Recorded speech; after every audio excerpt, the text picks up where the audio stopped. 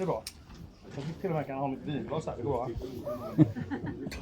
Men ja, så nu tänkte vi spela några låtar akustiskt då. Det blir liksom kortare versioner av låtar som ni har hört och inte hört till och med, kanske. Jag har flera frågor här tror jag. Ja?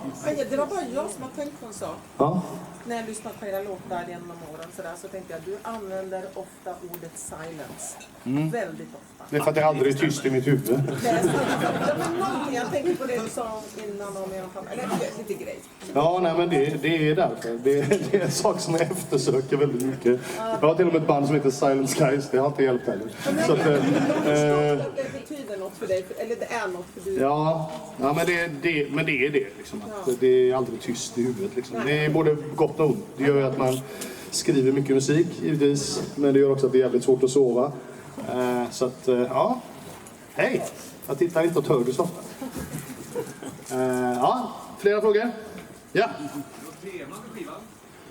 Ja, men att för att göra förändring så måste du göra något. Det är väl det är egentligen att den största orsaken till någon förändring överhuvudtaget är att kliva själv. Liksom. Det är ingen som kommer att gå för dig. Sen så är man ju givetvis mer eller mindre privilegierad när man bor i ett land som det här. Sen finns det väl andra förutsättningar som gör att det inte är lika enkelt att vara kapten på sitt eget skepp. Men det är väl egentligen det allting handlar om. Vi har en låt som heter Leaving the Emptiness som vi ska spela här snart som definitivt handlar om precis det. Att man måste våga lämna saker för att komma vidare i livet. Annars blir man ofta jävligt kvar i vad man än må vara. Och trivs man så har man inget problem med det. Men om man inte trivs, som det har varit fallet för mig många gånger, så behöver man göra en förändring. Och det är tufft oftast. Men det brukar belöna sig. Om inte det belönar sig så har det i alla fall gjort någonting. Jag behöver inte undra om, vad fan gjorde jag inte det för? Ja, så är det. Nu tänkte vi, Elena, några mer? Ja, jag har en. Ja. Vad kommer först, melodin eller text? Fan, nästan omöjligt att svara på. Jag skulle säga att ibland kan man bara ligga i soffan och så kommer det en textfras liksom, och så får man inspiration av den. Ofta kommer det ju musik från någon av oss som man börjar liksom formulera någon slags meloditänk kring.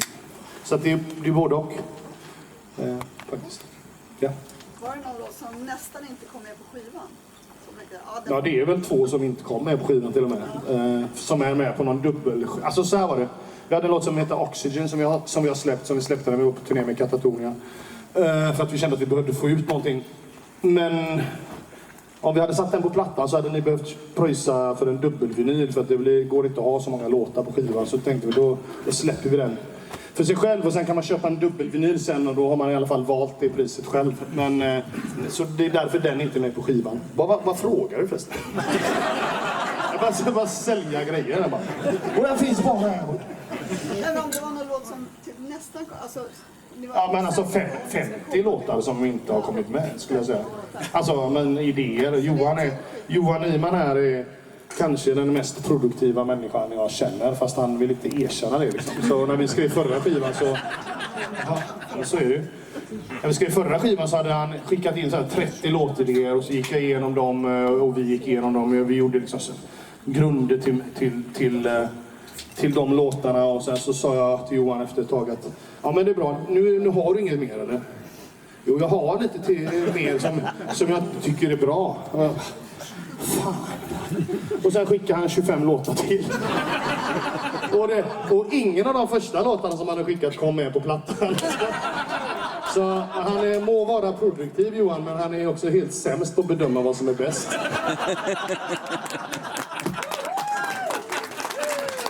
Nej, men det är guld att ha människor som skapar ett band som vi alla gör. Nu får vi se. Well, let's see if Steven is a creator of music as well in the end, but I think so. He's highly productive as well. So. Men det var min fråga. Vad kommer du dra in för influenser till nästa skiva? What do you think you will bring in, as far as influences on the next album? Where do you see this going? I don't know. I'm not really sure. Good answer! Well, I'm sure I'll be able to contribute a couple of riffs anyway. Of course. Yeah. Of course. And some shredding solos. Indeed. Some shredding solos. Expect nothing less. The important stuff. Ja. Du sa låten Oxygen kom inte med, men varför står det O2 på omslaget? Det är lite jobbigt att den här är så stor, för det är massa grejer här som vi har gömt i det här omslaget. Jag hittade ganska många. Ja, men det är ju därför då. Så den är ju med på, som jag sa, på någon annan sån här dubbel. Så det är många sådana där små saker? Ja, det är massa saker här som ni kan ställa upp, Johan, så de inte ser det. Men jag såg direkt många små. Jag bara, det är spännande. Har du tatuerat den än?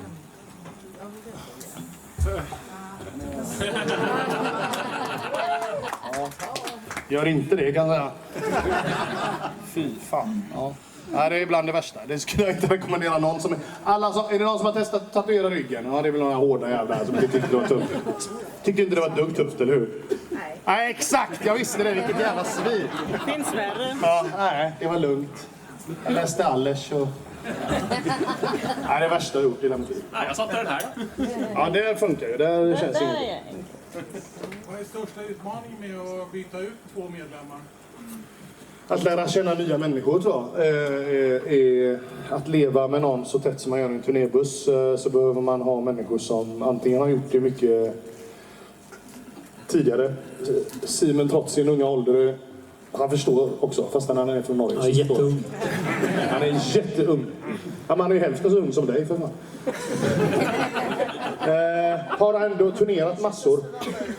Hälften så och jag tror att man behöver vara av visst skrot och korn för att vara med i ett band överhuvudtaget. Och jag tänker att det är också anledning till många medlemmars avhopp eller lämnande. Liksom. Det är att om man inte tycker det är 100% roligt att göra det här, så är det för tufft för att hålla på med det här, för att man ska hålla på med det, helt enkelt. För att det är inte så att vi är inte på en nivå där vi tjänar miljoner i månaden liksom, eller per år ens, utan det är hårt arbete som krävs, som vi älskar, men älskar du inte det så får du göra något annat liksom. Så nu är vi fan igång här. Vi kommer inte ha någon röst kvar. När ni väljer ut låtarna, är det liksom mycket fram och tillbaka när ni är överens? Ja, det är ett sjukt debatterande, men det är också ett nödvändigt debatterande som också är en del av processen som vi också uppskattar att hålla på med. Det är ju, alltså det finns ingenting som är klart på en skiva förrän den är pressad på något sätt. Innan dess så kan allting förändras fortfarande, och det är också mäktigt på något sätt att man har chans att förändra något. Sen, för nu är det ju inte våran skiva längre, nu är det era skiva, och det är både vemodigt och skönt såklart att nu får vi gå vidare liksom, göra något annat. Så den här plattan är ju svingammal för oss, liksom, svinny. Det är både skitjobbigt och lite roligt. Nu tar ju nästa fart då, när man spelar musiken live. Det är ju ett helt nytt monster på något sätt att ta sig an. Och när man spelar låtar akustiskt så är det ytterligare ett monster att ta sig an, för att det är inte alls samma sak. Liksom. Så om det låter skit snart så är det Rickards fel. Nej, men det är för att det är andra muskler som arbetar. Andra delar av hjärnan känns det som är aktiverade när man inte... Jag håller ingen... måste ju byta tonart och grejer för att du ska palla sjunga. Ja, just det. Jag tycker du ska koncentrera dig på det där tiden. Om du bara har smidigheter. Ja, yes. En demokrati.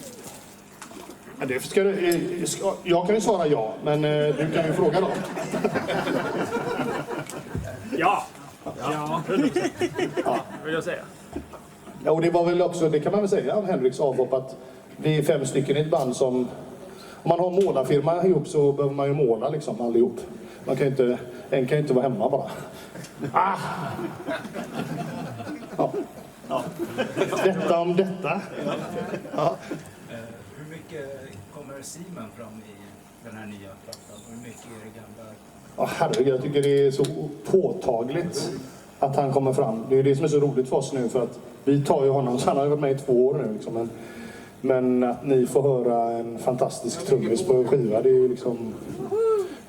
Ni kommer inte sakna någonting rent musikaliskt i alla fall. Sen förstår jag om man saknar människor och så. Det fattar jag. Men musikaliskt kommer ni inte att sakna någonting. Det skulle jag nog med bestämdhet kunna hävda. Det var snällt. Det var inte sant, men jag är bra på att ljuga. Men jag har en fråga. Händer det att du tappar textrader så här när du spelar? Ja, vänta bara. Gör du som Björn skifts då i Melodifestivalen? Ja, men så får det ju bli. Eller kolla på någon som... Oftast så är det ju så att man står och sjunger så kollar man på någon som man har G med i publiken. Och så ser man att de sjunger några andra ord. Och då vet man att det är inte de som har fel. Då sjunger man vers nummer 2 för 3:e gången eller någonting.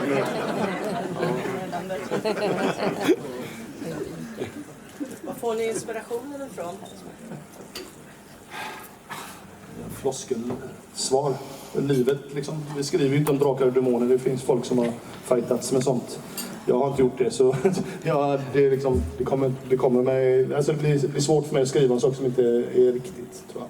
Och det tror jag. Och sen finns det ju band som gör det, och det är deras grej liksom. Men vi skriver ju bara om saker som har hänt någon i vår närhet, eller mig själv, eller ja, någonting som betyder något. World is on fire till exempel, det handlar om... Det är ju liksom en betraktelse av världen som den är idag, och det är liksom inte en accepterande av den, utan det är ju vårt uppror mot. Det är ju på vårat sätt. Det är ju så vi kan säga att det här accepterar inte vi liksom, utan hur världen ser ut idag är ju... Ja, det är skamligt nästan, tycker jag. Men har du någon favoritlåt som du tycker om och verkligen så här? Om jag har någon favoritlåt? Jag skulle vilja säga att jag har 162 favoritlåtar. Precis. Ja, exakt. Nej, men jag vet inte. Det där förändras också dag för dag. Vid vissa dagar så tycker man om att spela, speciellt när man spelar live så tycker man om vissa låtar. Och andra dagar så tycker man det är skönt att bara spela pianosång eller sådär, som vi gör ibland. Så att, ja. Det beror på stämningen. Ja, men det beror också på vem man är den dagen på något sätt. Så det är föränderligt på något sätt. Men det är också magin med musik. Alltså vi spelar en låt nu och sen så fortsätter vi med frågor emellan, eller? Ja. Yes.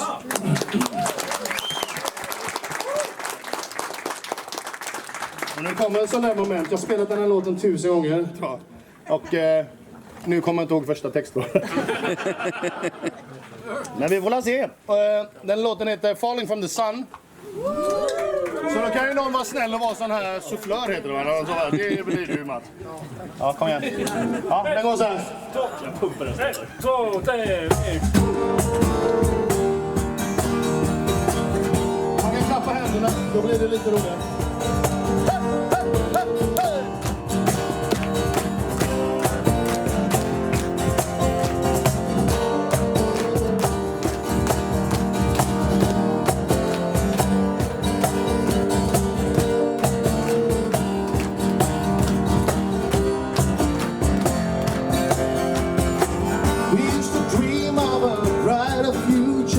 When all is darkness, someone else. We used to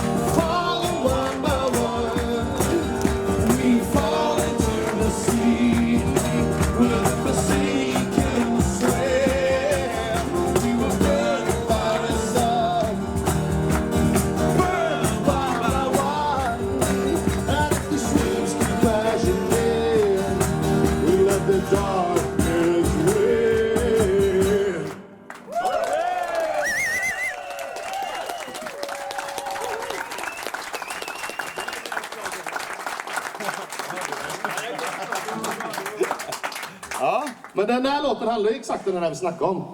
Det handlar om att ta ett kliv, gör någonting. Du måste röra dig för att komma någon vidare liksom. Det är så tydligt. Men det kom jag på jävligt sent i livet faktiskt. Ja, det är sant. Det är sant alltså. Det är väldigt sent. Och den dagen när det blev liksom en revelation för mig, vad heter det, en uppenbarelse eller vad, då blev livet lite enklare faktiskt. Ja, detta om detta. Ja. Har du några frågor, Rickard? När är det slut? Finns det svenskt kaffe på hotellet? Ja. Är det gitarr eller piano när ni börjar? Ja, allt. Det är både Ja, det kan vara... Jag kan skriva till Rickard för att jag behöver ett liksom... Kan du skriva det sorgligaste pianostycket du någonsin har gjort? Och så kommer det tillbaka något som inte alls är så bra. Jo då. Nej men det kan vara allt. Det kan börja med... Alltså det är allt alltså. Det går inte att säga att det är det ena eller det andra. Utan det är verkligen... Det kan vara ett ljud. Ett sound ofta. Ett sound eller en textfras som sagt. Eller någonting som någon säger i någon film. Liksom, fan, det där var mäktigt. Liksom. Det kanske man kan bygga vidare. Det är väl samma för alla, tror jag. Det är inte så jävla mäktigt det här. Liksom, utan det är som vilken inspiration som helst då. För alla som håller på med något artistiskt. Att man blir inspirerad hela tiden. Och ibland aldrig. Men det där... Nu ska jag säga en jävligt viktig sak. Jag kom på. Folk snackar om det här att man måste hitta inspiration och sådär. Man hittar inspiration genom att man går till jobbet. Så är det. Man går upp och så sätter man sig vid sin jävla gitarr eller keyboard eller dator eller vad man än håller på med. Det kommer inte komma någon inspiration om du inte dyker upp liksom. Den kommer när du arbetar, så enkelt är det. Och det har jag lärt mig nu efter 34 år. Att det är liksom, jag lägger mig i soffan och tycker det är skitmysigt att dricka rödtjut. Det kommer liksom inte... nu fick jag nog en jävligt bra idé. Skål förresten. Skål. Jag får oftast andra idéer när jag är full liksom.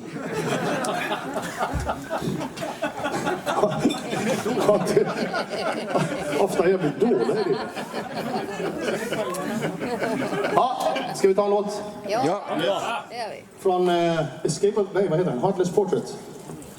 Eller? Ingen vet. Det är ju fantastiskt. Jag vet att den är den. Den här låten heter Call Out the Dark.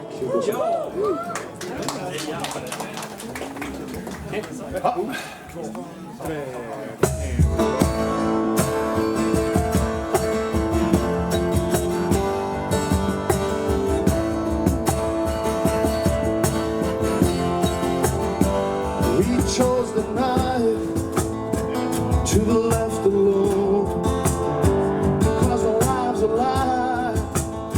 You wanna leave the core, 'cause when you're on your own, the only thing you can trust is the stagger inside.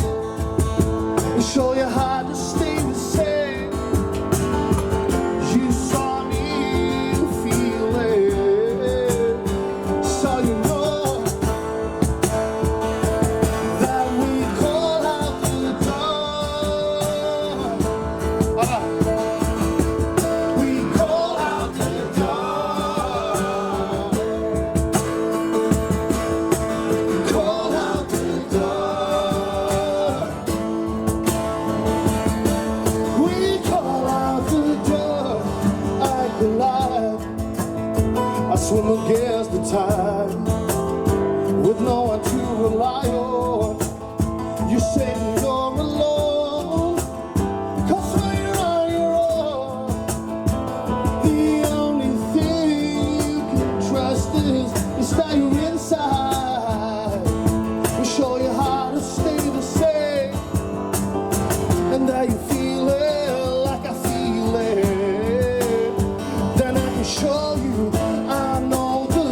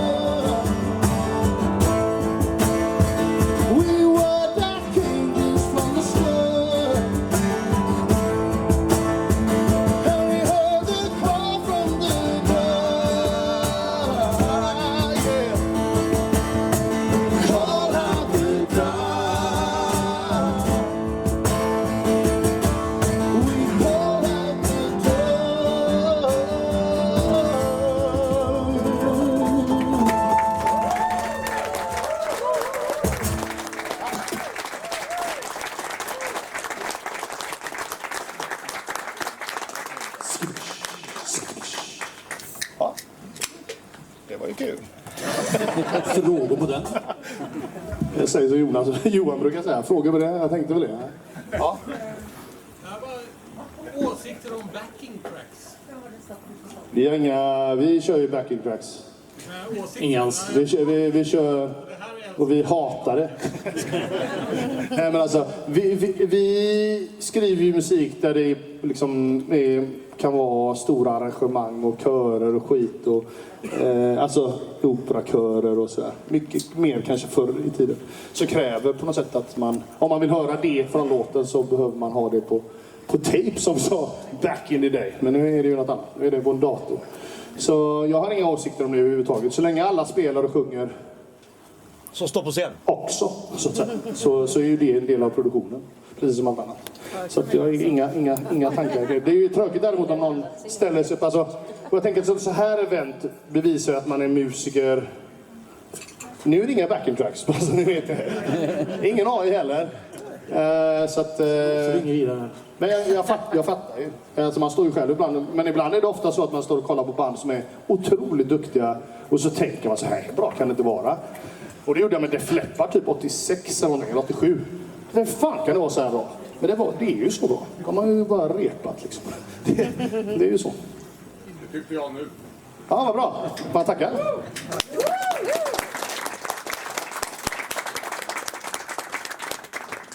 Ja, här har vi inte haft en enda fråga från högersidan. Kör nu. Det är nästan ett hot. Ja, kör. Varsågod. Ditt favoritresmål i Thailand? Ja, men det är nog Koh Lipen då i Thailand som är mitt favoritresmål. Men jag hänger inte där så mycket som jag gör på andra ställen. För att det är så jävla inconvenient att åka dit. Men, ja, när man har en 3-åring som jag har. Så att, ja. Mer relevanta frågor. Ja. Bästa gigställen ni har spelat på? Ställa, men det kommer väl nästan om 10 dagar tror jag när vi spelar på Amsterdam Arena. Nej, men vi har ju spelat på svin mycket skitcoola ställen såklart. Men när vi ändå öppnar den här Iron Maiden-burken så är det klart att det där är ju coolt på grund av att det är med dem också. Det är ju liksom en megabarndomsdröm för mig att få frågan. Liksom. Det är en fråga också. Det är inte att ni ska göra det här, men det är liksom... Vill ni göra det här? Är du dum i huvudet? Eller? Det är klart det är. Så att... Nej, men det gigget och det som vi gör i Paris, det är väl vi hoppas att det är det mäktigaste vi har gjort sen när det är över. Det är ju inte säkert alls, det kan ju gå åt helvete. Liksom. Det kan ju vara folk som inte tycker det är bra alls, men... Jag vill inte ens tänka på det faktiskt, för det är så jävla nervigt. Jag bara hoppas att vi kommer dit och bara får köra in alla bussen på stället och sen spela och sen ska jag duscha fort som fan och springa ut och ställa mig first row. Kanske framför first row till och med. Ja. Nej, det blir mäktigt. Men annars, vi har spelat Hellfest, som main stage i Hellfest, det är ju hur mäktigt som helst. Det är 60 000 pers och sen är det... Men vi har utnått sådana där liksom. Whitesnake i Skandinavium med. Ja, det var också en sån. Jag möter David Coverdale igång och han säger hello sir, säger han. Jag får gå in och lägga mig. Ja, nej det är klart, det var ju sjukt. Men då, jag tyckte också att... Och det är det jag hoppas att, det har man väl kanske lärt sig nu denna gången då, att man... Jag tycker att det där bara passerade när man gjorde den där giggen. Skandinavium med hovet och sen... Follan var inte så dumt senast sen, eller? Katatonia. Ja, det var mäktigt. Ja, det var det ju. Men alltså, grejen är att det är liksom inte stället i sig som bestämmer om det är mäktigt eller inte, utan det är ju ni liksom, eller vi ihop. Man kan ju spela liksom i Västerås och det är 42 pers betalande och då har man så jävla låga förväntningar på att det ska bli en bra kväll. Men om man däremot går ut och är proffs då och gör ditt bästa, oavsett om det är 42 eller 42 000, så blir ju det gigget en likvärdig upplevelse på något vis. Och det gör vi. Vi skiter ju om det. Vi skiter i antalet. Liksom. Det handlar ju inte om det. Vi spelar ju också för att vi själva tycker det är roligt. Så att, ja. En, två. Vem? Så utifrån det svaret, finns det någon bucket list liksom venue som ni vill spela på? Ja, Long Beach Arena såklart. Med Iron Maiden. Det hade varit mäktigt. Bara få skrika det Scream for melody. Jag kan göra det innan Bruce Dickinson. Ja. Det var en till här. Tankar kring omslagsdesignen? Ja, men det var... Ja, hade du en följdfråga? Ja, men lite Master of Puppets. Ja, men det är det ju. Jag vill också att Mattias, det är ju så roligt för att Mattias som har gjort Architects-omslaget har ju också gjort Theories of Emptiness-omslaget som alla hatade. Många hatade. Och gjort In Search of Truth, Recreation Day och sådär. Jag ville att han skulle liksom få chans att bara... Jag ville att det skulle vara som när jag kollade på Powerslave på vinyl. Liksom. Att jag satt i timmar och bara gottade mig i detaljer. Både med den och men nästan alla Iron Maiden-omslag egentligen. Så det här är hans magnum opus. Om man köper vinylen eller skivan så kommer man se att det är liksom, den är ju 16:9 egentligen. Så den är mycket större den här bilden än vad man ser här. Och där är det mycket mer detaljer såklart. Så att, men ja, och det där är ju liksom det högre jaget på något sätt i mitt huvud då. Om man nu ska måla ut vad det betyder. Och att trådarna leder ju ner till olika polaroidbilder sen i det större omslaget som man ser. Och det är en bild per låt då. Det är mäktigt. Var någon där va? Några drömsamarbeten kvar. Samarbeten? Ja men alla samarbeten är drömsamarbeten tycker jag. Jag tycker att det är det magiska med att få göra som Mikael nu i Burning Flame eller Labrie i The Beholder och så vidare. Och Floor in Orbit och sådär. Det är ju det som är... Vi skapar musik. Co-creation på något sätt. Det skapar musik ihop och det finns inget mäktigare att bara få... Liksom också presentera sig för deras fans men också få in våra fans till den personen. Det är ju skitcoolt bara.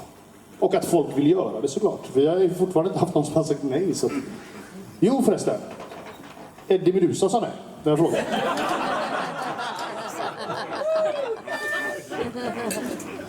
Han var upptagen och sen dog han. Nej, nu kör vi en låt. Yep. Vad är det för låt? You need to learn Swedish. Yes, I know. I have no idea what you're saying. This must be very rewarding for you sitting here. Oh my God, take me away from here. What song are we playing? Back to Manchester. Back to Manchester. Is that the song? Back to Manchester. Here's the song. Off the next album. Nej, men vi ska spela en låt som är... One sentence. It's tack för kaffet. Yeah. It can mean anything. Yeah, you say tack för kaffet. Here you go. I'm not going to try it. Tack. Ja, men här kommer en låt som ni har hört nu. Den här låten heter Heaven. Så sjung med för fan. Ja, det är jätte... Ska vi prova? Nej. Kör nu. Heaven!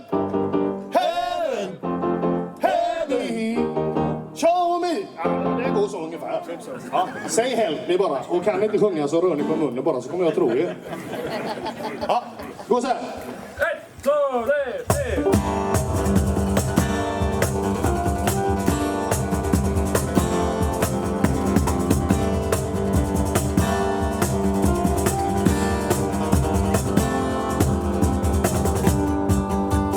Always something but never prayed.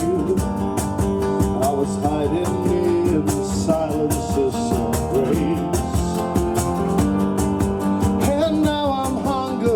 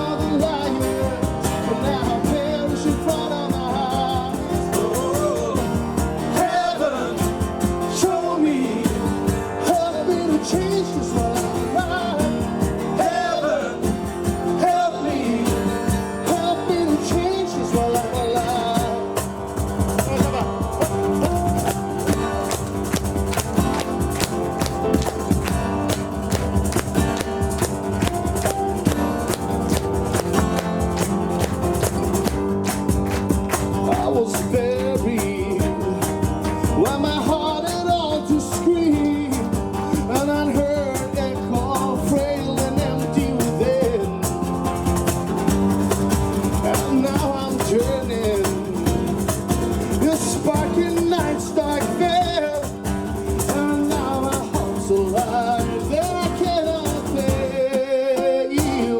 I am the desire. I am the fire in your eyes and all the liars. But now perish in front of my eyes. I am the darkness when it's falling, but also your comfort when it's calling. Now you the fires, but now I perish in front of my sight. Heaven, show me, help me to change this while I'm alive. Heaven, help me to change this while I'm alive. Heaven, show me. Heaven, show me. Yeah, baby.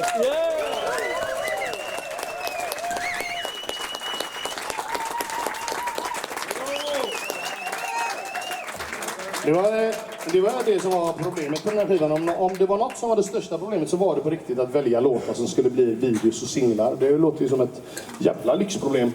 Och det är det ju kanske, men det var faktiskt... Det här var en av de som vi tänkte, det här måste ju bli en video. Och sen hade vi Burning Flame givetvis med Stanne som vi hade önskat att vi kunde få till. Vi kanske kan göra det någon live-version och sådär, men han är ju fan mer upptagen än vad jag är. Så att det var helt omöjligt att få till. Så att vi hoppas att vi syns på Sweden Rock med honom och så kan vi i alla fall lyssna på låten ihop. Vi har inte träffats sen vi spelade in den, så att så är det. Ja. Tyckte ni den var bra, eller? Ja. Ja. Det här låter ju som otroligt bra akustiskt. Har ni någonsin funderat på att göra också någon slags avstående? Ja, det håller på till 19, så det är 2 sekunder. Vill du prata, eller? Vad sa du, Tom? Vill du snacka, eller? Jag ska svara på den frågan. Jag vill försöka komma hit. Ja, men det är Darren. Du får gå bort och viska där borta. Ja, jag snackade med honom och sa att jag inte Okej, jag dricker lite vin och så kan du visa mig ringa sen när du är färdig. Ja? Färdig? Man tror man överlever. Mamma bestämmer. Okej, nu ska jag svara på din fråga. Säg den igen då, så du snäll. Vi har funderat i 15 år på om vi ska göra en akustisk skiva. Det är faktiskt... Vi har haft förfrågningar om det från fans i 15-20 år. Vi har gjort en hel del sådana här gig. Tycker det är roligt såklart. Men som ni tyckte att Heaven var bra nu så... nu har ni hört den på skivan. Jag tänkte att ni kommer att bli civilbesvikna sen. Vi får se nästa vecka. Ja, exakt.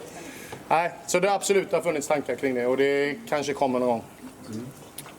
Ja.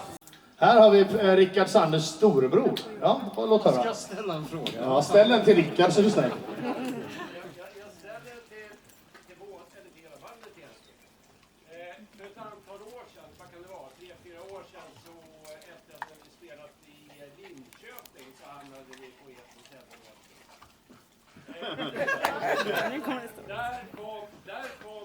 Där kom ni på, jag visste det redan, men där kom ni på, och framförallt du Toppa kom på att Sunday kanske skulle vara en jävligt bra live-låt. Vad är det för något? Sunday. Sunday? Alltså vi har gjort något som heter Sunday. Ja, det har vi. Sunday. Sander, tänkte han. Ja, Sander. Du undrar om vi någonsin kommer att spela den? Ja. Vet du, jag ska berätta en sak för dig. Förmodligen inte. Nej, men alltså det... Om man har... Jag har lyckan av att vara med ett band som släpper musik som går bättre och bättre fortfarande. Det betyder ju givetvis att vi inte var på någon meganivå från början. Och det är lyxen då. Men det gör ju att vi inte heller behöver liksom inte traggla bak i spåren än. Men efter fester på hotell då vill man liksom spela alla låtar. Och den här måste vi spela. Vad fan har vi inte spelat den här? Fan, den här ska vi spela. Den här har jag skrivit. Ja, det var så det var. Ja, men det är klart. Så när man har G och man är lite full förmodligen, så tycker man väl att det mesta man har gjort är fantastiskt. Ja, men vi lyssnar ju liksom inte på våra gamla låtar. Vi gjorde det här en dag faktiskt. Vi satte bussen upp från någonstans, så kom det på någon jävla låt som vi inte hade hört. Eller som vi hade hört uppenbarligen. Men det var, vad i helvete är det här för låt? Och Wildfires hette den från någon skiva. Och det här var ändå jävligt bra tyckte vi. Den får vi köra. Den får vi köra. Nej, den kommer förmodligen inte heller. Skit i det nu. Nu får vi göra något allvarligt där. Ja. Jag skulle vilja skala av lite grann här. Och Äntligen. Ja, precis. Och jag undrar om det finns en annan musikgenre, otippat, som du får inspiration av och kanske lyssnar på. Klassiskt. Jag lyssnar definitivt inte på hårdrock nästan alls. Nej, ja, men jag lyssnar, eller alla får ju svara. Ja. Alltså när vi dricker dricker öl i bussen, då lyssnar vi på hårdrock, undantagsvis liksom. Men annars, jag lyssnar på skitmycket Bon Iver, Olafur Arnalds, svin mycket pop. All musik som liksom, för mig är det lite som en skola att lyssna på musik också. Det blir att man läser. Liksom. Det lär mig inte så mycket att lyssna på Rainbow in the Dark för 25 000 gånger. Liksom. Ja, den har jag hört. Mäktigaste låten i världen. Men vi hade ju en liten... igår gjorde vi en cool grej. Ja, vi körde Def Leppard, Pyromania vs Hysteria, låt för låt. Alltså varannan låt. Vilken som egentligen är bäst. Ja! Det här gitarrplocket, det här är jävligt grej. Alltså, det är på den låten och den låten. Där finns det lite inspiration. Alltså. Verkligen. Ja. Nej, men så vi är ju lika mycket musiknördar som er såklart. Och jag tror att du får olika svar. Jag vet att jag och Simon lyssnar båda på Olafur Arnalds till exempel. I don't know what you listen to mostly. I tend to listen to a lot of like things like Meshuggah, Devin Townsend. I used to play for Devin as well, so that was pretty cool. Trying to think of other bands that I listen to. But do you only listen to heavy metal? Like No, I listen to a lot of like classic rock stuff as well, like Elton John. Yeah. The Beatles. Stephen is a magnificent cover artist. He plays. Maybe you can do 30 minutes. Yeah, I'll pay you $500. No, Swedish, not $500. Fuck that.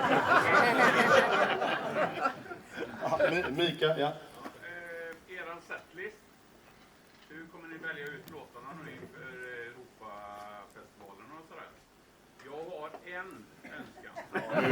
Nu kommer Someday, säger du det? December 26 i Rumänien. Ja. Har vi spelat den någon gång eller? Ja, jag har aldrig spelat den. Ja, då kommer det förmodligen inte hända. Så Det är min dröm. Ja. Dream on baby. December 26 från album nummer 1 eller? Ja, det är några år sedan. Jag har faktiskt Mika, jag får ju säga det nu när du tog orda ur munnen, eller vad man säger. Jag pratade med dig en gång och frågade, vad tycker du Evergrey borde, hur ska vi utvecklas? Vi borde bli lite gladare. Så. Och det har vi blivit. Så nu ska vi köra då. Ja, nu kör vi. Så för alla ni som tycker illa om Evergrey, då har ni Mika att tacka för. Den här låten heter Living the Emptiness. Går ungefär så här. Vilken jävla övergång. Ja, du borde jobba på TV.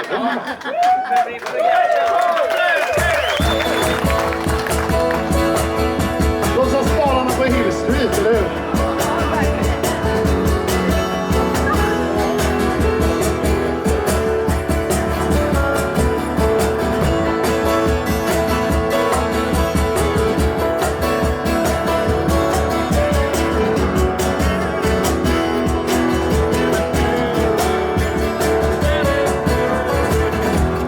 I have lost